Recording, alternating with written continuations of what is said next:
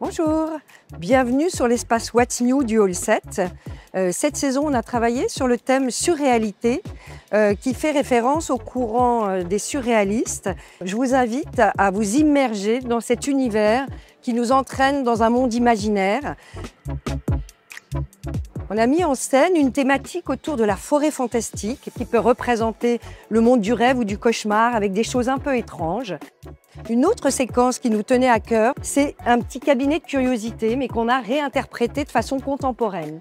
Et j'adore cette œuvre qui est un mobile qui tourne. C'est du grillage avec une projection, ça fait des ombres et l'idée que ça bouge comme un mobile, il y a quelque chose de très poétique dans cette œuvre. Je vous entraîne vers la chambre des rêves. On a fait un clin d'œil à Magritte avec l'interprétation de ces nuages bien connus et bien stéréotypés. Mais en même temps, c'était pour valoriser ce très beau luminaire. Et c'est assez intéressant parce que ça m'évoque un nuage. On est dans la légèreté, mais cette lampe, elle fait 50 kilos. Donc c'est assez marrant ce paradoxe, ce contraste. Je vais vous inviter après dans le grand salon de curiosité où on a imaginé inverser les choses.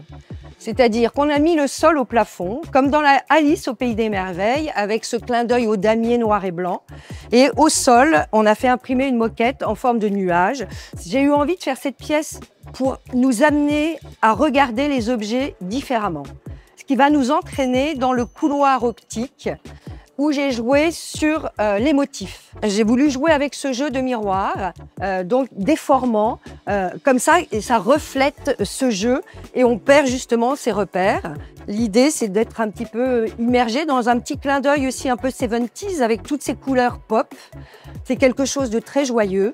Moi, mon sujet pour Maison et Objets, c'est de donner de l'inspiration.